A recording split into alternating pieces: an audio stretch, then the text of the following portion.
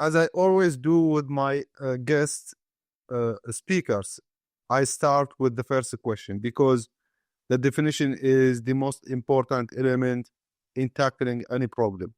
So let me ask you the question, especially we are also speaking about hate speech and free speech today.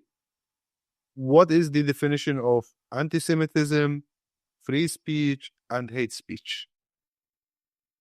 So that's a very interesting question. As you said, the definitions are important also for defining policy. We do have a definition of freedom of expression in the United Nations system, which is based in the Article 19 of the Universal Declaration of Human Rights and further developed in the Article 19 of the International Covenant on Civil and Political Rights. When it comes to anti-Semitism and hate speech, then it's a bit more complicated because we don't have an international agreed definition within the United Nations system.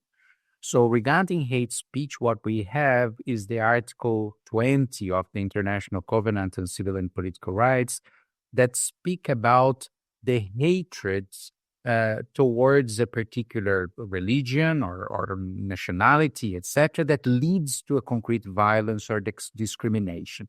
But this, as you can notice, is a definition of an action, no? So it's the hatred that leads to something, although there is not an international agreed definition of hate speech per se.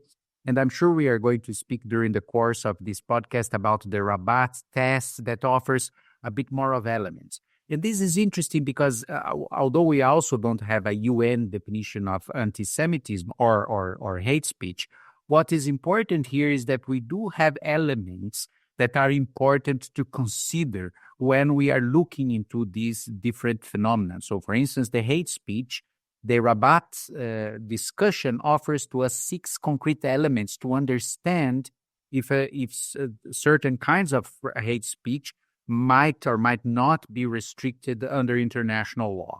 So this is the discussion we currently have in this kind of broader international definitions, again, under the United Nations system. How do you approach this challenge, Guilherme, that there is no universal definition? How does this complicate the work on tackling hate speech online?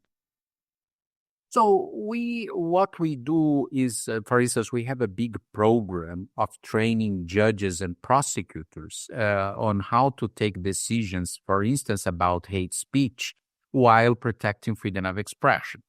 So the way of tackling it is precisely to look into the characteristics of the speech and to see if this speech have certain elements or certain parameters that can pass the threshold to say this speech should be restricted under what is said in the Article 20 of the International Covenant on Civil and Political Rights. So if this really characterizes hatred leading to a concrete violence or discrimination. So what we try to do is precisely to go very specific on those parameters that we have to understand, because as you can see, hate speech is a very vague term, right? So we all the time as human beings, we use this expression, oh, I hate this cake, or I hate that particular game or that particular movie, but this is not hate speech, right? It's not the hate speech we are mentioning here in this conversation. That is an hate speech that can impact the well-being of others, the mental health of others, or that can even lead to a concrete physical violence or an online violence and so on. So the important element, for instance, when we are discussing with judges, who are very pragmatic people, they need to take a decision, and for taking a decision, they need to look into the parameters, is precisely to understand what are the key parameters to really to reach a decision that say, okay, this kind of speech, it's not protected under international law because under the Article 20 of the International Covenant, this hatred that leads to a concrete violence is not authorized speech. And for that, some tests were developed by the international community.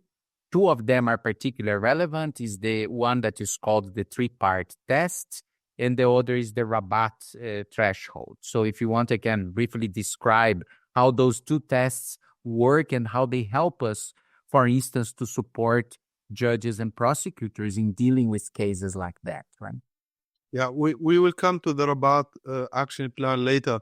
But how does this question also falls within the problem of anti-Semitism, especially the recent surge of anti-Semitism online, and also the rise of hate speech online. The online platforms has become um, a fertile space for the rise of hate speech. Um, how do you deal with this problem in, once again, monitoring hate speech without violating freedom of speech?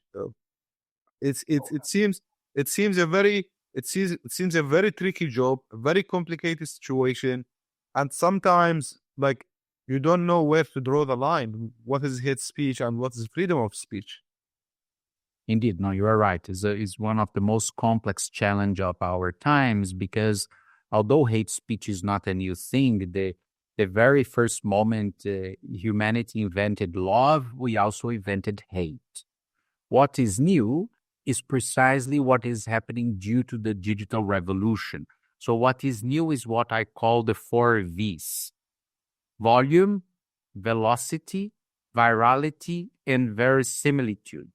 So what is new is that this speech against someone is a lot of speech, is very fast, can go anywhere, the characteristic of being viral, and it looks very much real because of the new technologies, deep fakes. And so these 4 elements, as you just said, complicate a lot the discussion and also to take decisions. So a few important things for understanding that in the relationship with freedom of expression.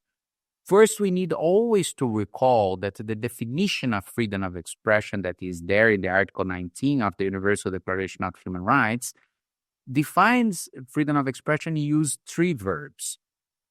Freedom of expression is the right to impart, so it's the right to speak, but is also the right to receive and seek information, entertainment, culture, and so on. So we need to look into the internal balance of these, because when we have the system, the information system, the digital system flooded with hate or with disinformation, the right of those that want to access, to seek and receive is being jeopardized for those that might be imparting hate that is not under the protections of international law. But even when you think in the right that someone that wants to speak but is being all the time cut off because he or she is being impacted by hate speech against he or this person, then the right of this person in expressing himself from herself is also being jeopardized. So it's very interesting that all the time there is a preoccupation, a legitimate preoccupation in how it's balanced vis-a-vis freedom of expression. But the first preoccupation that we need to have is that hate speech undermines freedom of expression itself. So that's why we need to attack it. So when you have entire communities, for instance, the Jewish community with anti-Semitism, that are being attacked all the time, not only their right to not being attacked is being undermined, but their right to freedom of expression itself, the right to seek, receive, and impart is being attacked. So the decision makers, either is a judge or a regulator, they need to look into this, the internal balance in freedom of expression. So that's why quite often there is this mantra that one of the ways of dealing with hate speech is with more speech. But the sense of this is precisely because you need to protect the expression of those that are that needs to be in a position to unpack this kind of conspiracy theories that leads them to the hate speech or reinforces it and so on.